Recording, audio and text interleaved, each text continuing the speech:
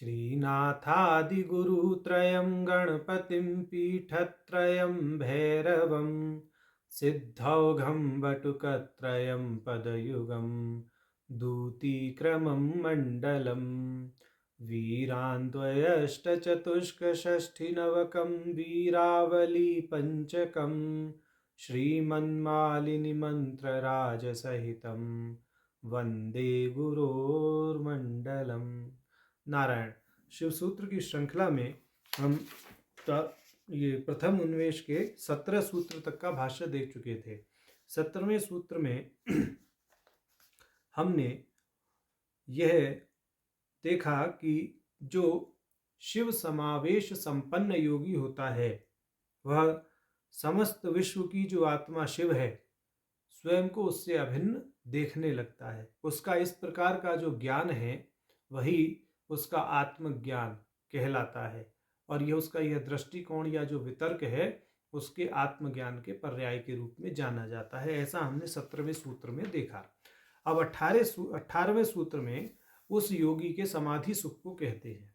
भाष्यकार जी कह रहे हैं किंच अस्य, और इस योगी का लोकानंद समाधि सुखम, जो यह लोक का आनंद लेता है वही इसका समाधि सुख कहलाता है। अब योगी की दृष्टि से लोक का आनंद क्या है उस चीज पर यह प्रकाश डालेंगे भाष्यकार जी। तो संक्षेप में हम पहले आपको बता दें कि जो ग्राह्य और ग्राहक वर्ग है, ग्राह्य अर्थात जो वस्तु हमें बाहर दिखाई देती हैं, और ग्राहक वर्ग है जो उनको ग्रहण करता है वह। तो उन दोनों पदार्थों में माने ग्राह्य और ग्राहक में समान रूपता रहती है, क्योंकि जो योगी होता है वह ग्राह्य को शिव स्वरूप देखता है और ग्राहक भी स्वयं शिव स्वरूप है, तो वह शिव स्वरूपता का विस्मरण नहीं होने देता। और यह जो शिव स्वरूपता है वह मुख्य रूप से उससे अभिन्न सर्वत्र वर्तमान रहती है। जो ग्राहक है वह अपनी शिवता का विस्मरण किए बिना समस्त जगत को अपने से अभिन्न देखता हुआ जो लोकानंद लेता है वही उसका समाधि सुख बन जाता है, क्योंकि समाधि में भी उस शिव के साथ एक रूपता का आनंद लिया जाता है। और यहाँ चूंकि वह अपनी ग्राहकता का विस्मरण नहीं होने दे रहा, शिव स्वरूपता का विस्मरण नहीं होने दे रहा, सावधान बना हुआ है योगी, तो वह आँख खोल करके जो भी लोक दर्शन करता है और उससे जो उसे आनंद प्राप्त होता है वह उसकी खुले नेत्र से लगी हुई समाधि के समान है, ऐसा कहने का तात्पर्य है। भाष्यकार जी कहते हैं लोक्यते इति लोको वस्तुग्रामः, अर्थात जो दिखाई देता है वह वस्तुग्राम अर्थात ग्राह्य वर्ग जो है वह लोक कहलाता है। अब लोक की दूसरी प्रकार से यह निरुक्ति करते हुए कहते हैं लोकयति इति लोको ग्राहक वर्ग, और जो देखता है वह भी लोक ही है, ग्राहक वर्ग। तस्मिन स्फुरति सती, उस योगी में ये दोनों लोक अर्थात ग्राह्य और ग्राहक वर्ग स्फुरित होते हैं। क्यों? क्योंकि वह शिव योगी दोनों को स्वयं से अभिन्न ही देखता है, स्वयं को भी और विश्व को भी। विज्ञान भैरव का वचन ग्रह यहाँ पर उद्धृत कर रहे हैं, भाष्यकार कह रहे हैं ग्राह्य ग्राहक संवित्ति सामान्या सर्वदेहिनाम योगी नाम तो विशेषोयम संबंधे सावधानता, कि ग्राह्य ग्राहक की प्रतीति तो सभी प्राणियों में सामान्य रूप से होती ही है। सभी जो प्राणी हैं सामान्य जन, वो पुस्तक को, गिलास आदि पदार्थों को जिस सामान्य दृष्टि से देखते हैं वह एक अलग बात है, परंतु योगी कैसे देखता है उसको कह रहे हैं योगी नाम तो विशेषोयम। योगियों की विशेषता यह है कि संबंधे सावधानता, कि वह इस ग्राह्य और ग्राहक के संबंध में ग्राहक का विस्मरण न करने के कारण सावधान रहते हैं। माने ग्राहक जो मुख्य ग्रहण करने वाला है यानी स्वयं शिव स्वरूपता अपनी जो है उस शिव स्वरूपता का वह विस्मरण नहीं होने देते, और जो ग्राह्य पदार्थ है उसको भी शिव भाव से ही ग्रहण करते हैं कि जो ग्राह्य पदार्थ है वह भी शिव है, ग्रहण करने वाला भी शिव है। जो ग्राहक है उसमें शिव भाव की जो आपन्नता है, जो शिव भाव की आलिप्तता है, वह शिव भाव ही सर्वत्र सर्जित होकर के लोक के रूप में अभिव्यक्त हो रहा है और वह शिव ही अपने आप को देखता हुआ अपने भिन्न स्वरूप रूपी लौकिक पदार्थ का दर्शन कर रहा है। इस दृष्टि से योगी जन लोक दर्शन करते हैं और आनंदित होते रहते हैं, उनकी समाधि लगी रहती है, यही उनका लोक आनंद जो है उनका समाधि सुख बन जाता है। ऐसा कहा। कहते हैं इति श्री विज्ञान भट्टारक निरूपित नीत्या प्रमात्री पद विश्रांति अवधानांत चमत्कारमयो य आनंद एतदेव अस्य समाधि सुखम।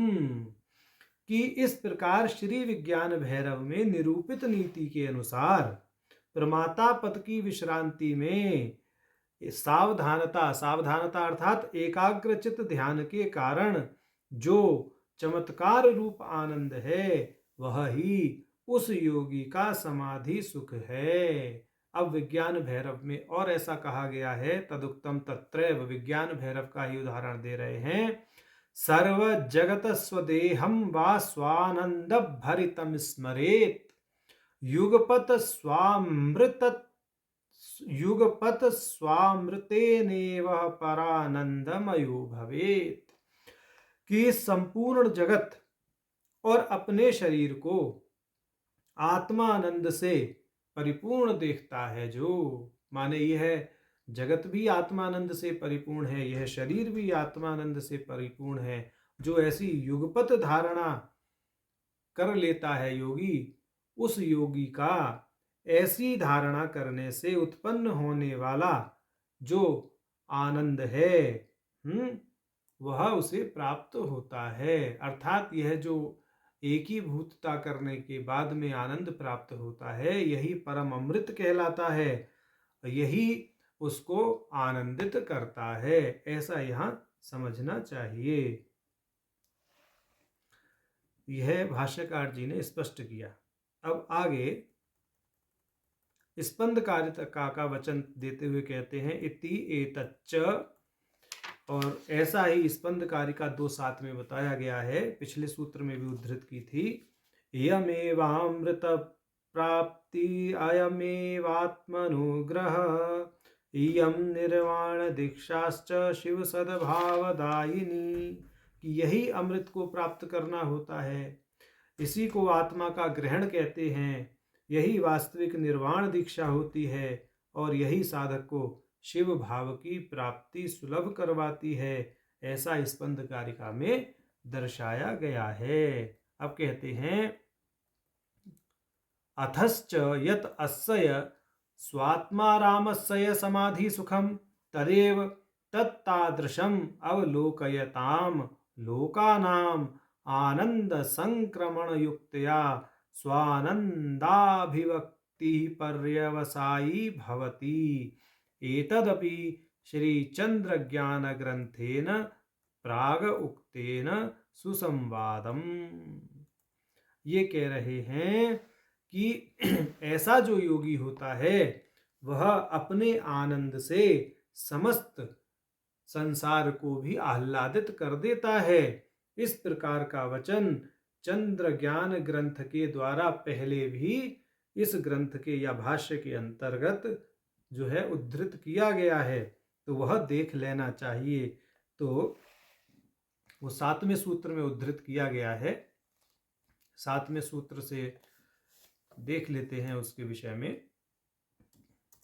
वह वचन था चंद्र ज्ञान का, यथेन्दु पुष्प संकाश समनान्तादवभासते आहल्लादन समूहेन जगदाह्लादयेत् क्षणात् तद्वद्देवी महायोगी यदा पर्यटते महीम ज्ञानेन्दुकिरणैः सर्वैः जगच्चित्रं समस्तकम् आहल्लाद्येत समन्तात् तद्दवीच्यादि शिवान्तकम्।